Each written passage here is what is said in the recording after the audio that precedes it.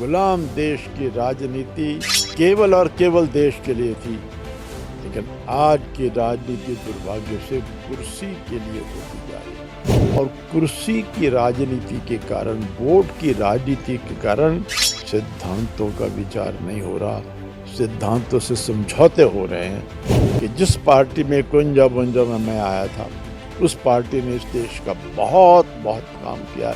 मेरी पार्टी भी सिद्धांतों से समझौता कर रही है। देखिए, मैं केंद्र का मंत्री बना, दूसरे दिन एक रिपोर्ट आई सैंपल सर्वे की कि भारत में गरीब लगभग 30 करोड़ है। 5 करोड़ लोग ऐसे हैं जो रात को भूखे पेट सोते हैं। बादल जी का टेलीफोन आया, शांता कुमार जी आप हमारे दोस्त हैं, आप हमारे साथ ये क्या कर रहे हैं? मैंने कहा क्या हुआ? कि ऐसे अति गरीब लोगों के लिए सस्ता अनाज दे गए हम। सरकार में बचत करने का बहुत बड़ा अभियान ले रहे थे। इतनी बड़ी योजना कैसी होगी? मैंने कहा मेरे पास अनाज है। कि शांता कुमार गरीबों के लिए बहुत बड़ी योजना ला रहे हैं, यशवंत सिन्हा उसका विरोध कर रहे हैं। मैं बहुत परेशान रहा उन दिनों। मैंने कहा मैं और आप मुल्ज़म हैं, अपराधी हैं। मैं देश का खाद्य मंत्री, अनाज के भंडार भरे पड़े हैं और लोग भूख से मर रहे हैं।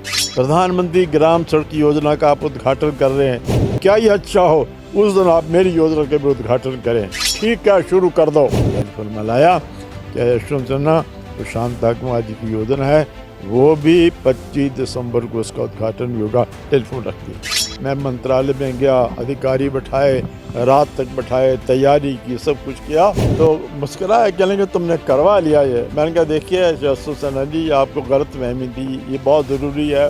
अंत्योदय योजना की बात शांता कुमार जी ने कर दी। किस तरीके से अंदर तक कालाहांडी में भुखमरी से 15 लोगों की मृत्यु होती है, वो बात झकझोर के रख देती है, और किस तरीके से इस योजना की शुरुआत होती है। इस देश में कुछ लोग ऐसे हैं जो 2 रुपये 3 रुपये किलो भी नहीं खरीद सकते। ऐसे लोग हैं, शायद 10 से 12 हज़ार लोग, लाख करोड़, 10-12 करोड़। मैंने कहा उनको मुफ्त अनाज देना है कुछ दिन के लिए। कह रहे कर दो। कह लगे अनाज है ना। मैंने कहा चिंता ना करो। कहते मेरा तुम पर विश्वास है, कर दो। तो कहने लगे तो पैसा तो आपको जो देना था दे दिया, और तो देने से। मैं नहीं, थोड़ा पैसा और दीजिए। अरे हिमाचल के तो जरूर पैसा दूंगा। फिर ना मैंने शादी की तो हिमाचल के लिए तो 4 करोड़ रुपए तो मैं दूंगा, जैसे तैसे होगा। अगर हवा भी सरकार ने देनी होती तो पता नहीं कितने लोगों की हवा निकल गई होती। कहने लगा काम करने का मजा तो अब आया, नौकरी तो जीवन भर की, लेकिन आज यज्ञ कर रहे हैं, बड़ा मजा आता है। कहता है बहुत मजा आ रहा है पीने का, पानी देने का। और हिमाचल प्रदेश ऐसा प्रदेश था जिसमें सबसे अधिक सरकारी कर्मचारियों की हड़तालें होती थी। कहते जी ये बनियों से आप ये काम कराएंगे तो हम क्या करेंगे? मैं कहा आप जो कर सकते हो उतना करोगे, हम और बहुत ज़्यादा करना चाहते हैं। मैं कहा अगर आप नेता नहीं बदलना चाहते तो मैं तो समझौता नहीं करूँगा। 29 दिन स्ट्राइक करते रहे। मैं कहा नो नो नो। सरकारी संपत्ति को नुकसान पहुंचाया, इस बात की तनख्वाह दूं आपको? नहीं। 29 दिन का वेतन नहीं दिया तो नहीं दिया। सिद्धांतों की हमेशा राजनीति की, और यही कारण रहा कि शांता कुमार जी ने सत्ता भी गंवा दी। मुझे उस वक्त कहा सबने कि अगर अगला चुनाव हार जाओगे। मैंने कहा मुझे पता अगला चुनाव में हार जाऊंगा। तो मैं क्यों हारा? सिद्धांत पर खड़ा रहा। मैं बिका नहीं, मैंने गलत काम नहीं किया, तो इसलिए उस हार का मुझे स्वाभिमान है। कि मुख्यमंत्री त्यागपत्र देते हैं, और एक मुख्यमंत्री ऐसे भी हैं जो त्यागपत्र देखने के बाद सिनेमा घरों में जाके लगे आज तो मजाक मत करो। मेरे को मजाक नहीं, बहुतों को वो टिकट आ गए हैं। ये 2 मंत्री मेरे साथ चल रहे हैं। सिद्धांतों पर राजनीति को खड़ा करो, शांता कुमार जी का साफ संदेश अपनी ही पार्टी के अपने ही नेताओं को, दो टूक शब्दों में, और सिद्धांतों से कभी शांता कुमार जी ने समझौता नहीं किया। नमस्कार, आप देख रहे हैं हिमाचल 24/7, और इस वक्त हम एक विशेष शख्सियत के पास बैठे हैं जिन्हें परिचय की कोई मोहताज नहीं है, और यूँ कह सकते हैं कि अंत्योदय पुरुष भी उन्हें कहा जाता है, पानी वाले मुख्यमंत्री भी उन्हें कहा जाता है, और संस्थापकों में से, भारतीय जनता पार्टी के संस्थापकों में से एक श्री शांता कुमार जी के पास, उनके निवास स्थान पालमपुर में हम लोग बैठे हुए हैं, और विशेष रूप से जानने की कोशिश करेंगे उतार चढ़ाव राजनीति के, और 5 दशकों से लगातार राजनीति करते आए, और उस पार्टी को जो पार्टी शून्य से शिखर तक का सफर किस तरीके से तय किया, सारी बातें पूछने की कोशिश करेंगे। सर बहुत बहुत स्वागत है सर। धन्यवाद आपका, बहुत धन्यवाद, आप पालमपुर में आए। सर किस तरीके से मौजूदा परिप्रेक्ष्य राजनीति का आप देखते हैं? बहुत दिग्गज नेता आप रहे हैं, राजनीति का इतना लंबा अनुभव आपको रहा है, इस पूरे परिदृश्य को किस तरीके से देखते हैं? मैं बहुत खुश हूँ, बहुत प्रसन्न हूँ कि मेरी पार्टी भारतीय जनता पार्टी, उसके मुख्यमंत्री नरेंद्र मोदी जी तीसरी बार देश के प्रधानमंत्री बने और सचमुच उनके प्रधानमंत्री बनने के बाद 14 से लेकर इस देश का बहुत विकास हुआ है, बहुत विकास हुआ है। लेकिन इसके साथ ही मैं दुखी भी हूँ। दुखी इसलिए हूँ कि पूरे देश की राजनीति अवमूल्यन की तरफ बढ़ रही है। कई बार सोच कर दुख होता है, गुलाम देश की राजनीति देश के लिए थी, गुलाम देश की राजनीति केवल और केवल देश के लिए थी। लेकिन आज की राजनीति दुर्भाग्य से कुर्सी के लिए होती जा रही है और कुर्सी की राजनीति के कारण, वोट की राजनीति के कारण सिद्धांतों का विचार नहीं हो रहा, सिद्धांतों से समझौते हो रहे हैं। इस बात का मुझे बहुत दुख है। तो मैं तो जैसे 90 वर्ष का अपना जन्मदिन मना रहा था और दूसरे दिन बड़े भाई जी का स्वर्गवास हो गया, तो मैंने कहा खुशी और गम, वैसे राजनीति में भी मुझे खुशी भी है कि जिस पार्टी में कुंजा बुंजा में मैं आया था, उस पार्टी ने इस देश का बहुत बहुत काम किया, हिस्टोरिकल काम किया है। लेकिन राजनीति का स्तर गिरता जा रहा है और इससे भी ज़्यादा दुख मुझे इस बात का है कि कहीं कहीं मेरी पार्टी भी सिद्धांतों से समझौता कर रही है। मुझे बहुत दुख है इस बात का। सिद्धांतों से समझौता कर रही है, ये कहना शांता जी का है। सर पिछले दौर में चलते हैं जहाँ से अंत्योदय पुरुष आपको कहा गया। एक वक्तव्य में आपका देख रहा था जब कालाहांडी में भुखमरी से लोग मरे और किस तरीके से अंत्योदय योजना की शुरुआत हुई।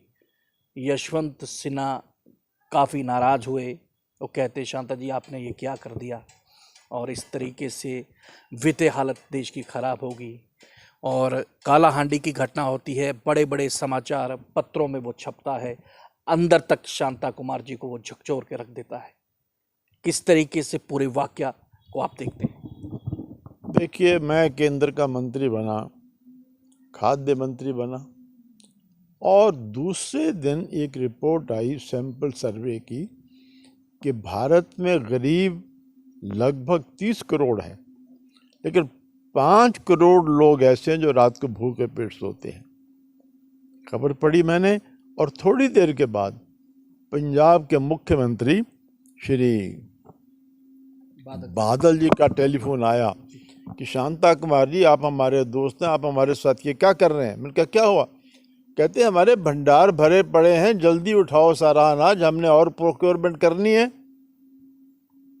उसके बाद मैंने अपने विभाग को बुलाया तो उन्होंने कहा जी 3-4 जो अनाज पैदा करने वाले प्रदेश हैं वो सब नाराज़ हैं, वो कह रहे हैं अगली प्रोक्योरमेंट करनी है, आप अनाज नहीं उठा रहे।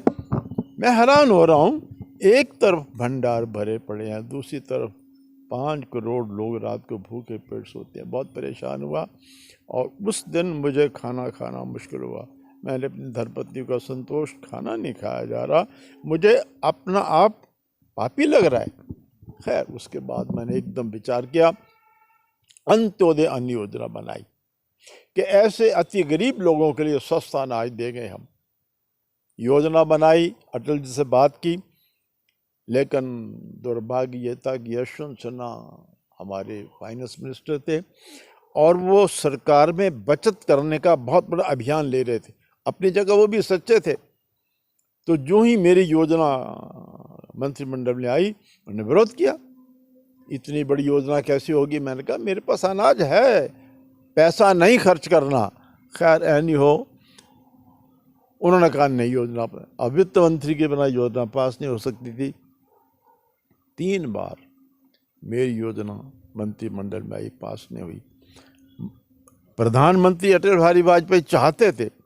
उन्हीं दिनों क्या हुआ कि एक अखबार में खबर छप गई कि शांता कुमार गरीबों के लिए बहुत बड़ी योजना ला रहे हैं, यशवंत सिन्हा उसका विरोध कर रहे हैं।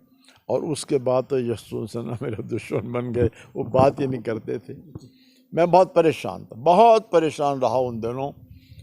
एक दिन क्या हुआ कि अखबार आई तो उसमें आया कि काला हांडी में 15 लोग भूखमरी से मर गए। मैं नाश्ता नहीं कर सका, सीधा समय लिया, अटल जी के पास गया, अखबार सामने रखी। बड़े भावुक व्यक्ति थे, कवि थे। अखबार पढ़ी, फिर मेरी तरफ देखे, फिर अखबार पढ़ी। बहुत देर हम दोनों चुप रहे, लेकिन हम दोनों की आंखों में आंसू थे। मैंने कहा अटल जी क्षमा करना, एक बात कहना चाहता हूँ। कहते कहो। मैंने कहा मैं और आप मुल्ज़म हैं, अपराधी हैं। कहले क्या मतलब? कि आप देश के प्रधानमंत्री, मैं देश का खाद्य मंत्री, अनाज के भंडार भरे पड़े हैं और लोग भूख से मर रहे हैं। चुप हो गए अटल जी। फिर मैं कहा अटल जी 4 दिन के बाद 25 दिसंबर आपका जन्मदिन, प्रधानमंत्री ग्राम सड़क योजना का आप उद्घाटन कर रहे हैं, क्या ये अच्छा हो उस दिन आप मेरी योजना का भी उद्घाटन करें? अटल जी चुप, और अपने अंदाज में कहा ठीक है शुरू कर दो। मैंने कहा यशवंत सिन्हा जी को फ़ोन कर दो। टेलीफोन में लाया, क्या यशवंत सिन्हा, वो शांता कुमार जी की योजना है, वो भी 25 दिसंबर को उसका उद्घाटन भी होगा। टेलीफोन रख दिया। मुझे कहने लगे तैयार हो? मैंने कहा चिंता ना करो। मैं मंत्रालय में गया, अधिकारी बैठाए, रात तक बैठाए, तैयारी की, सब कुछ किया। और 25 दिसंबर 2000 को प्रधानमंत्री ग्राम सड़क योजना के साथ अंत्योदय अन्न योजना प्रारंभ हुई। मुझे उसका बहुत आनंद आया और उसके कारण पूरे देश के अंदर सर यशवंत सिन्हा जी उसके बाद जो आपको मिले तो वो वाकया क्या था?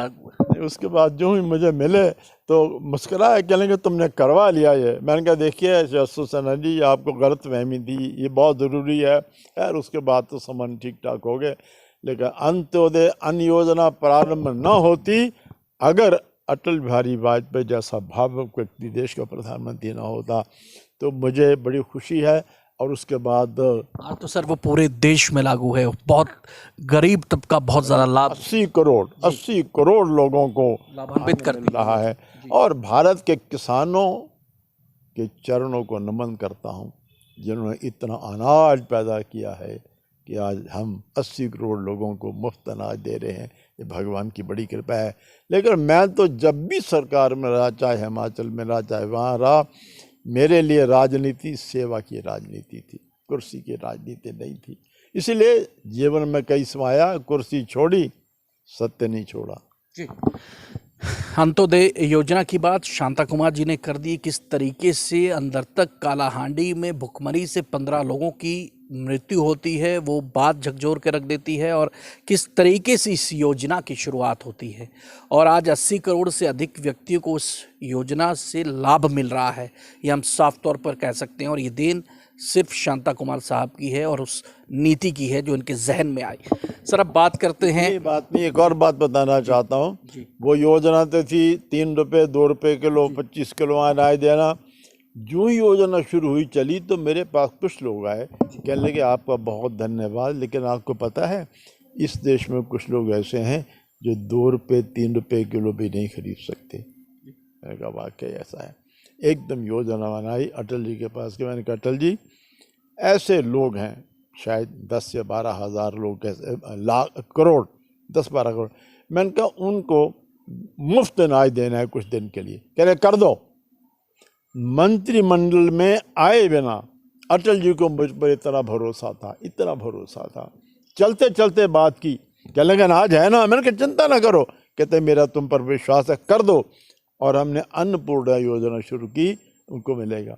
इसलिए मैं एक बात कहता हूँ, मुझे एक बार किसी ने पूछा था कि आप अटल बिहारी वाजपेयी जी प्रधानमंत्री थे और उस समय आप मंत्री थे, क्या विशेषता थी? मैंने कहा उस समय हर विभाग का मंत्री अपने विभाग का प्रधानमंत्री था। जी, कोई रोका टोकी थी नहीं।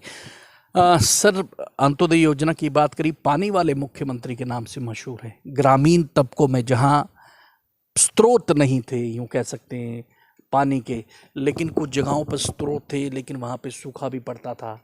पानी की योजना शुरुआत की, उस धार क्षेत्र से आपने शुरुआत की जहां पर उस समय पाइपलाइन पहुंचाना काफ़ी मुश्किल था, बहुत दौर था। किस तरीके से इस योजना की शुरुआत हुई और किस तरीके से आप देखते हैं? देखिए, मैं 19 महीने जेल में रहा था मुख्यमंत्री बनने से पहले, और मैंने जेल में वेदांत पढ़ा, स्वामी विवेकानंद पढ़ा, सब कुछ पढ़ा। और स्वामी विवेकानंद जी का जो आदर्श है, नर सेवा नारायण सेवा, उससे प्रभावित हुआ। और स्वामी विवेकानंद जी का आदर्श है कि मनुष्य की सेवा ही भगवान की पूजा है। तो वो मेरा आदर्श था। इससे जब मुख्यमंत्री बना तो यही सोचा, लोगों की सेवा करनी है। फिर बैठे, हम योजना बनाई कि कौन कौन काम पहले करने चाहिए। तो ये लगा कि अंत्योदय और पीने का पानी प्राथमिकता पर, तो पीने का पानी देने के लिए योजना बनाई। और जब मैं मंत्रिमंडल अपने अधिकारियों की बैठक बुलाई, मैंने कहा सबसे पहला काम पीने का पानी। तो मुझे याद है चीफ सेक्रेटरी थे टो चुआंग, मिजोरम के आर्मी से आए हुए थे, खड़े हो गए, सर ये नहीं हो सकता। मैंने कहा क्यों नहीं हो सकता, मुख्यमंत्री कह रहा हूँ, देयर इज नो डिपार्टमेंट। हैरान हो गया। पीने देने का पानी, पीने का पानी देने का विभाग ही नहीं था। कुछ शहरों में पीडब्ल्यूडी डिपार्टमेंट पीने का पानी देता था। तो मैंने कहा you are chief secretary, I am chief minister, let us form new department. नया विभाग बना और युद्ध स्तर पर काम करना शुरू कर दिया। एक मज़ेदार बात बताता हूँ, पैसे थोड़े थे, दिल्ली गया तो उस समय इस विभाग के मंत्री सिकंदर बख्श जी थे। मैं उनको पहली बार मिला, वो कांग्रेस से हमारी पार्टी में आए थे। तो मैंने कहा पानी, ये सारी बातें कहीं।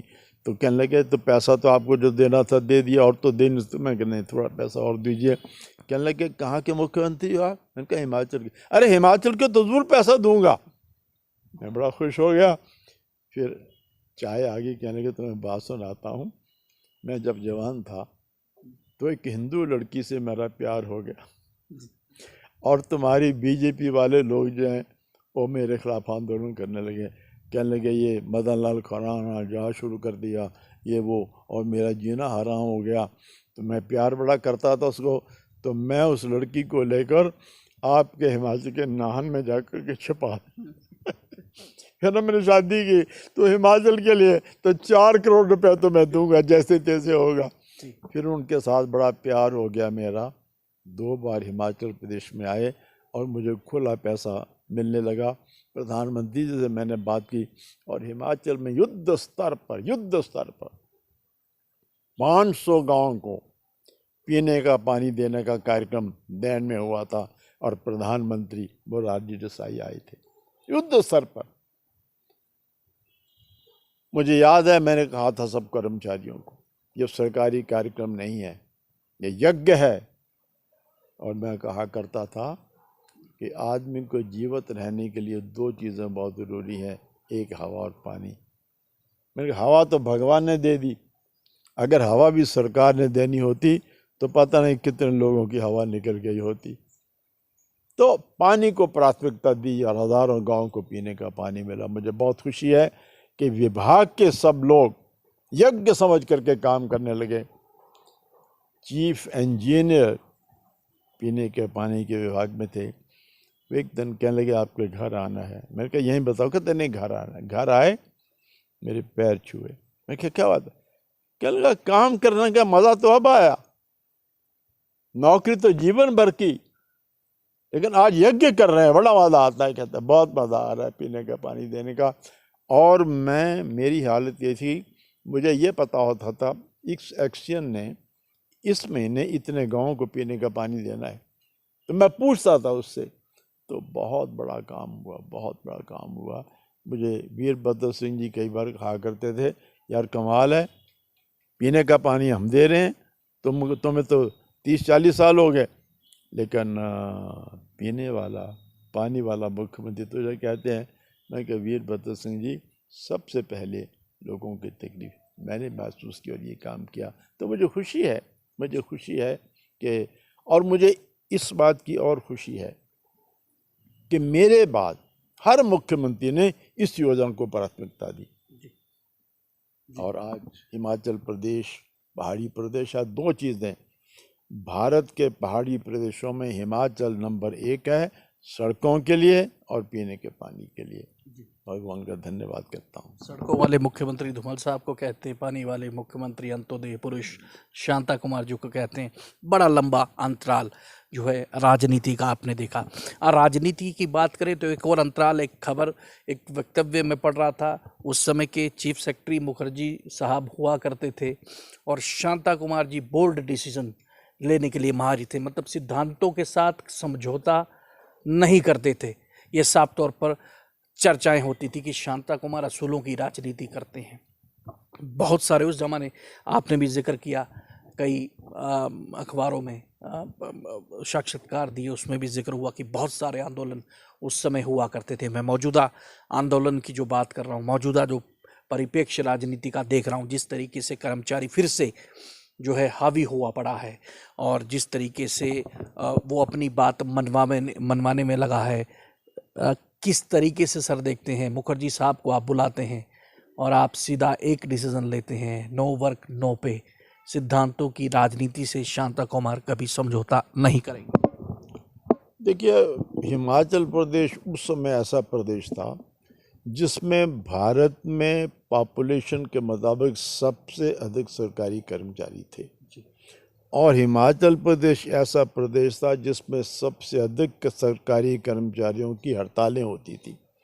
हालत यहाँ तक थी कि शिमला के अधिकतर सरकारी कर्मचारी उनके सेब के बागीचे थे तो जब सेब के बागीचे में काम करना होता था तो हड़ताल करवा देते थे, बगीचे में जा कर के छिड़काव करते थे, बाकी काम करते थे, वापस आते थे, समझौता होता था, पैसा मिल जाता था। तो स्ट्राइक्स केवल मांगों के लिए नहीं, तमाशा, क्योंकि बाद में वेतन मिल जाता था। तो इस प्रकार के किस विषय पर हुई, मैंने निर्णय किया कि हिमाचल प्रदेश में पानी है जो बिजली पैदा कर सकता है और बिजली के बिना कोई देश विकास नहीं कर सकता, लेकिन पैसा ना हमारे पास है न केंद्र सरकार के पास है। इसलिए सिद्धांत का बहुत बड़ा निर्णय किया कि पन बिजली हाइडल परियोजनाओं के लिए हम प्राइवेट सेक्टर को इनवाइट करेंगे। जो ही ये निर्णय किया पूरे देश में इसकी तारीफ हुई, लेकिन हिमाचल के सरकारी कर्मचारी नाराज़ हो गए। मैंने बुलाया उनको, मैंने कहा भाई इसका तो तुम्हारी तनख्वाह को फ़र्क नहीं, कुछ फ़र्क नहीं, ये तुम कर।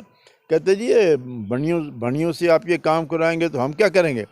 मैं कहा आप जो कर सकते हो उतना करोगे, हम और बहुत ज़्यादा करना चाहते हैं। लेकिन मेरी बात नहीं सुनी गई।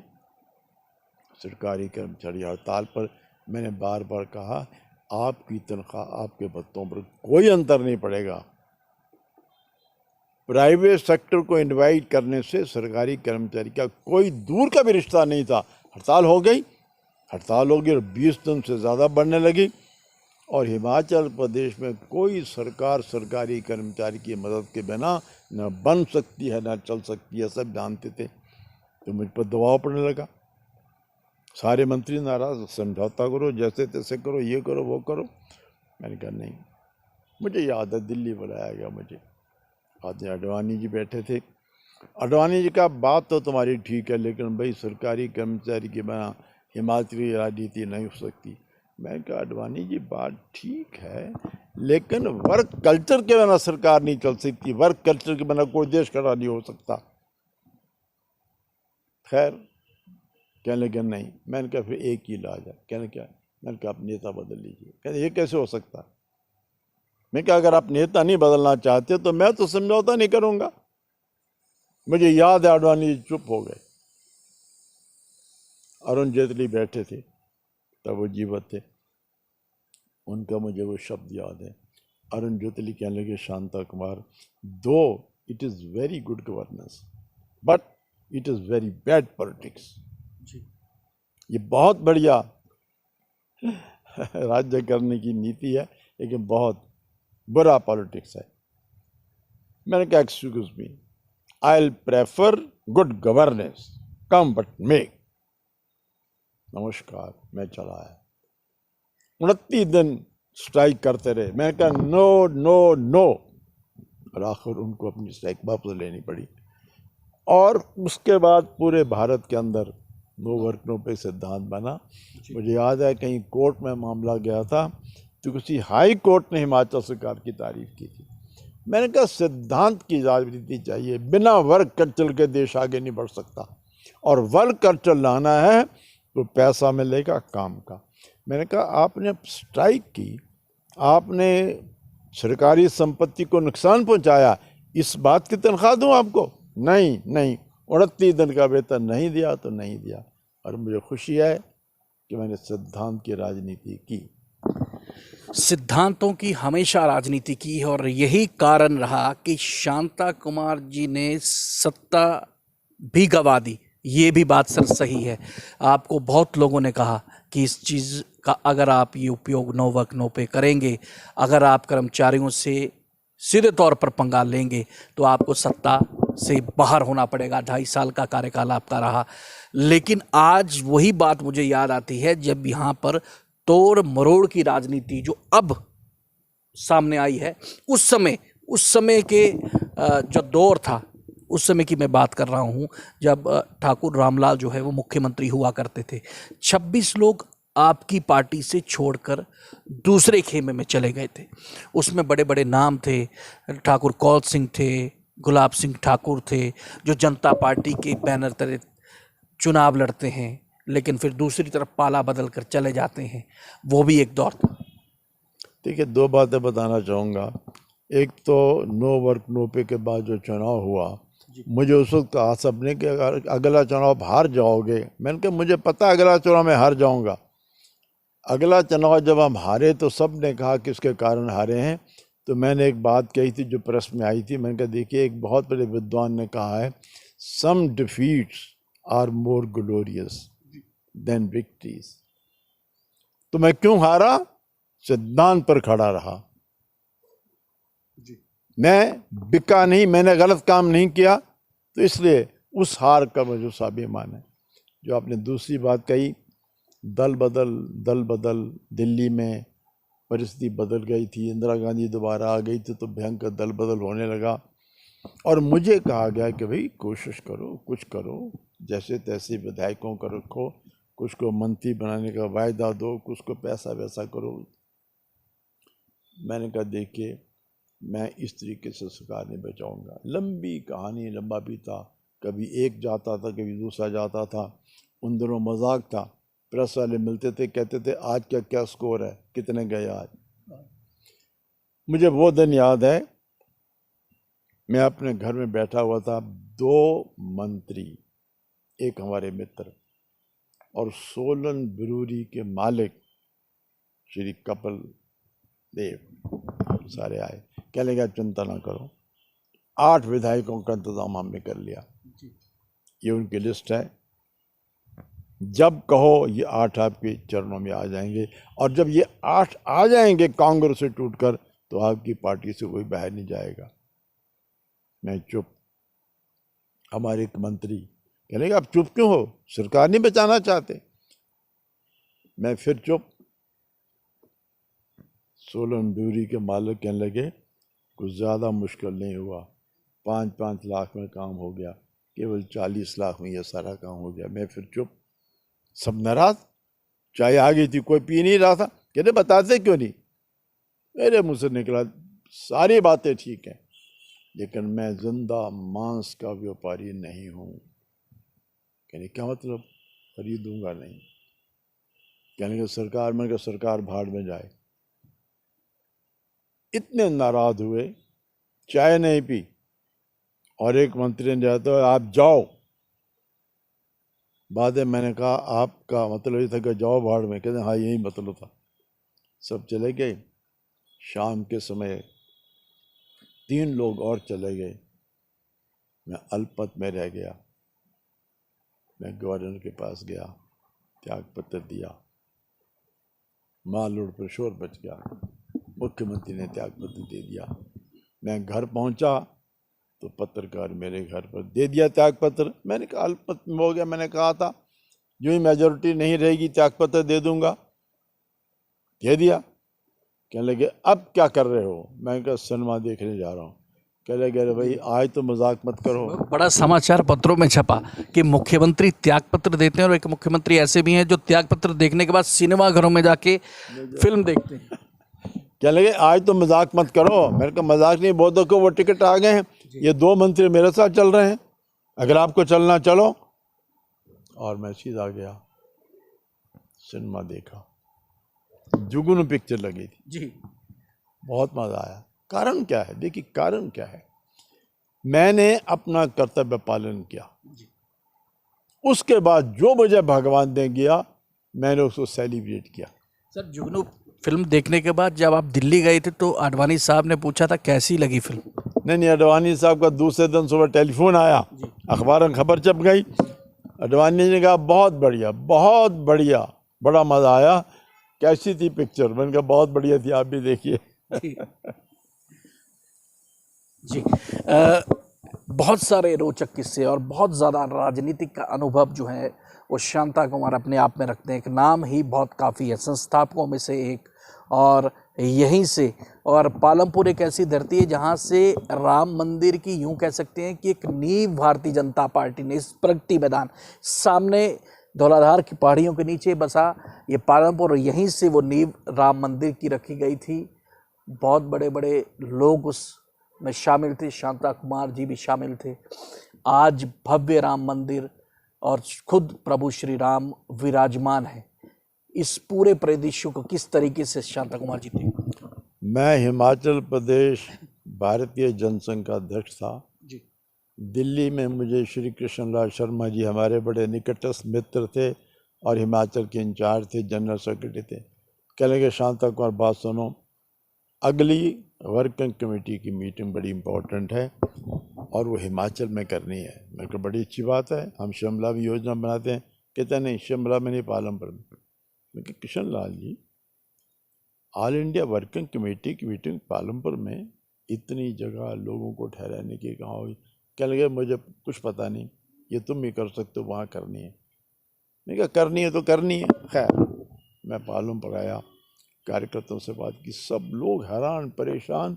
पालमपुर छोटे से स्थान पर अटल जी जैसे नेताओं को कहाँ ठहराएंगे। खैर जो भी हुआ, हमने तैयारी की और वो दिन ऐसे थे जब हर कार्यक्रम के लिए पैसा कार्यकर्ताओं को स्वयं इकट्ठा करना पड़ता था। आज की तरह की हालत नहीं थी। कई लाख रुपए इकट्ठे किए और अटल जी से लेकर सब लोग यहाँ पर आए, उनको वहीं पर हमने। हाँ, एक मैं बात विशेष रूप से कहना चाहता हूँ, मैं श्री वीरभद्र सिंह जी को मिला। मैं कहा वीरभद्र सिंह जी, एक बहुत बड़ी जिम्मेदारी पार्टी ने मुझ पर डाली है, आपका सहयोग चाहिए। उन्होंने हाथ मिलाया कि नहीं चिंता मत करो, हर प्रकार का सहयोग। मैं कहा जो सरकार की एकोमोडेशन वहाँ पर है, सेशन हाउस है, ये वो सारा आपको मिल जाए। बिल्कुल मिल जाएगा। वीरभद्र जी ने बहुत मदद की मेरी उस सारे मामले पे। तो सब लोगों को हमने वहाँ पर ठहराया और मीटिंग की भवन में रोटरी भवन एकमात्र स्थान उसको पालमपुर में था। रोटरी भवन के अंदर दरी बिछाकर उस पर बैठ करके अटल जी अडवाणी सारे बैठे थे और वहाँ वो पहला प्रस्ताव पास हुआ था जिसमें कहा गया था कि जब तक राम मंदिर नहीं बनता हम चैन से नहीं बैठेंगे। और मुझे आज भी याद है, प्रस्ताव पेश किया था अडवाणी जी ने और सबसे पहले वक्ता थे अटल जी, और अटल जी ने शब्द कहा था कि अब हम इस सारे काम को अपने हाथ में लेंगे और जब तक राम मंदिर नहीं बनता तब तक चैन से नहीं बैठेंगे। तो राम मंदिर बनाने का संकल्प 500 सालों के बाद जो राम मंदिर अयोध्या में बना, उसको बनाने का संकल्प पालमपुर में लिया गया था। और जब संकल्प लिया गया तो मैं उस सारे कार्यक्रम का आयोजन कर रहा था। मुझे बड़ी खुशी है कि यहाँ जो संकल्प लिया उस संकल्प के मुताबिक आज अयोध्या में राम मंदिर बनकर पूरे विश्व को एक नया संदेश दे रहा है। पूरे विश्व को नया संदेश दे रहा है। मौजूदा राजनीति सर, जिस तरीके से आपके वक्तव्य हमने पढ़े कि अब सिर्फ कुर्सी की लड़ाई रह गई है, सिद्धांतों की लड़ाई नहीं है, सिर्फ कुर्सी की खींचाखची के बीच सिर्फ काबिज होना महत्वपूर्ण हो गया है। वो हार्डकोर कांग्रेसी, बहुत दिग्गज या यूं कहें दिल से जुड़े हुए जनसंघी, संघी, भारतीय जनता पार्टी के कार्यकर्ता अब वो रहा नहीं। जो मौजूदा दौर की राजनीति देखते हैं, अब पाला बदलने वाली स्थिति आन पड़ी है। जिस तरीके से परिदृश्य हिमाचल प्रदेश का मौजूदा है, उसे देखते कुछ ऐसा ही लगता है। जिस तरीके से हाल हिमाचल प्रदेश के हैं, कोई इस खेमे में जा रहा है, कोई इस खेमे में जा रहा है। 40 के आंकड़े के साथ कांग्रेस स्थिर है, लेकिन अभी भी कांग्रेस के साथियों में ये डर है कि कहीं अभी भी ना पासा पलट जाए। पासा पलटते पलटते रह गया।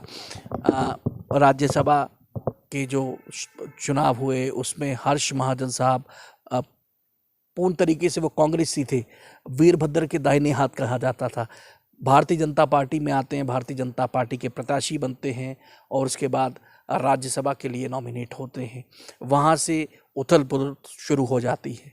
उस उथल पुथल में कांग्रेस खेमे के कुछ लोग भारतीय जनता पार्टी को का साथ देते हैं, प्रत्याशी का साथ देते हैं, फिर भारतीय जनता पार्टी की सत्ता ग्रहण करते हैं। अब वो भारतीय जनता पार्टी के जो हैं वो सिपे सालार या सिपाही बने हुए हैं। क्या कुछ समझते हैं सर इस पूरे परिदृश्य?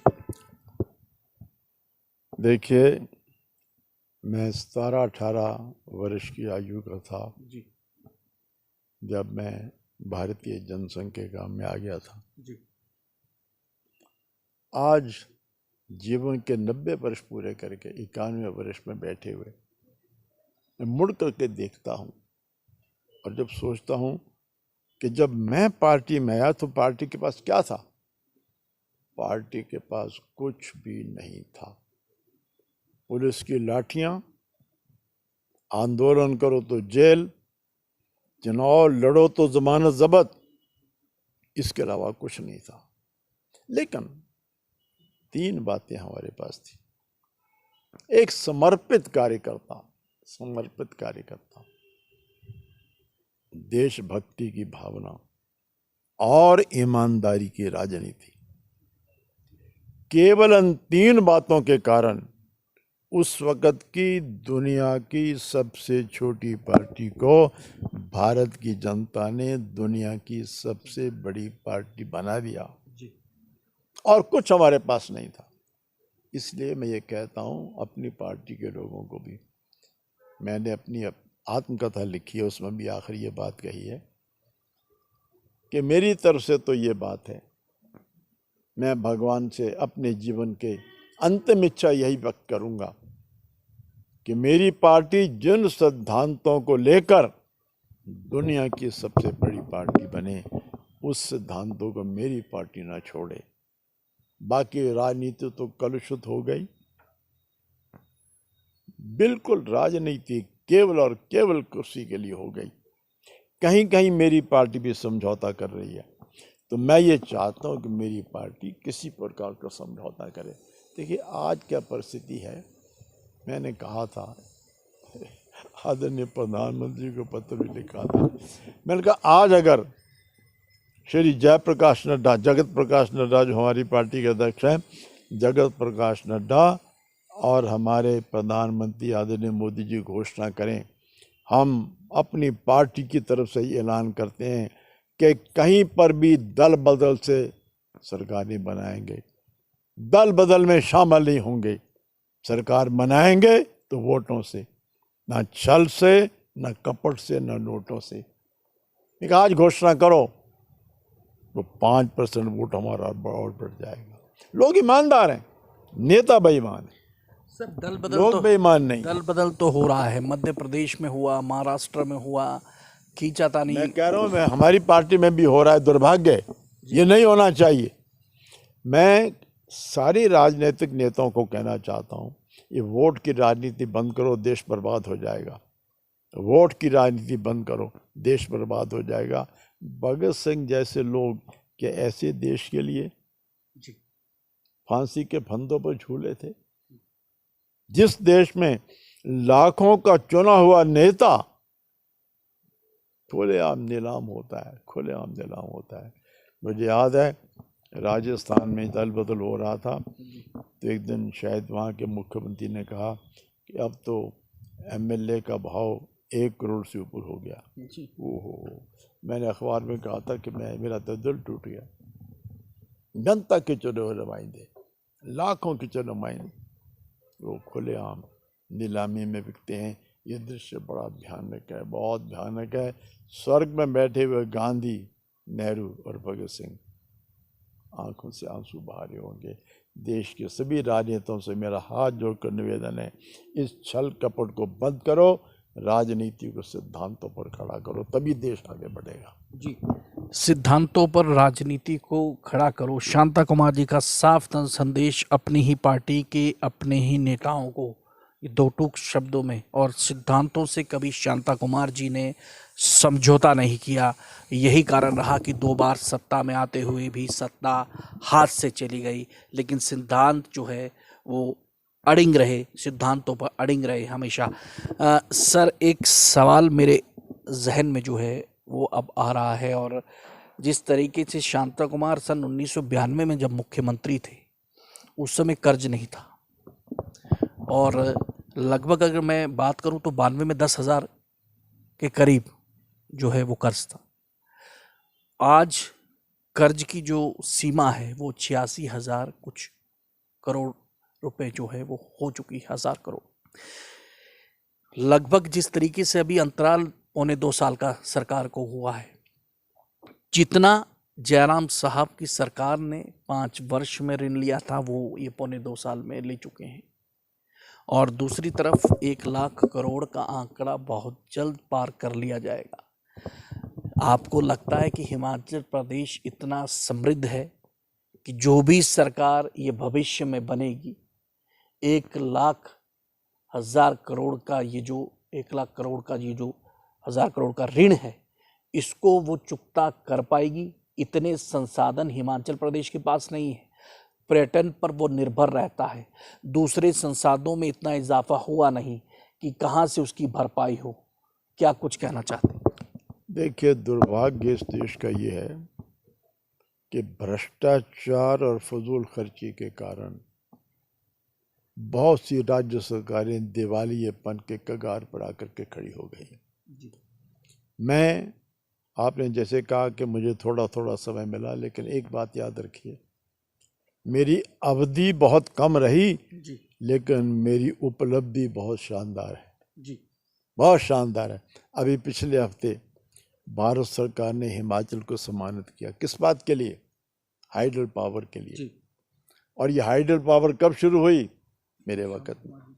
मैंने प्राइवेट सेक्टर को लाया जी। और सर, विरोध बहुत हुआ। मैंने उस वक्त कहा था कि मेरे हिमाचल का पानी पानी नहीं है, ये बिजली पैदा करने का रॉ मटेरियल है, हमें इसकी रॉयल्टी मिलनी चाहिए। रॉयल्टी सर आपने दिलाई? दिल्ली में कांग्रेस की सरकार थी जी, लेकिन रॉयल्टी लेकर के नया काम, बहुत बड़ा काम मैंने किया। पानी से बिजली पैदा करने के काम में प्राइवेट सेक्टर को लाने का काम मैंने किया। तो मेरी अवधि बहुत थोड़ी रही, लेकिन मेरी उपलब्धि बहुत शानदार है, बाकियों के मुकाबले बहुत बहुत ज़्यादा जी। तो यही मैं कह रहा हूँ कि मैं जब भी रहा, तब पहली बात है कि भ्रष्टाचार नहीं नहीं नहीं किसी कीमत पर बर्दाश्त नहीं करूँगा। सब जगह मैसेज लोगों को हो गया।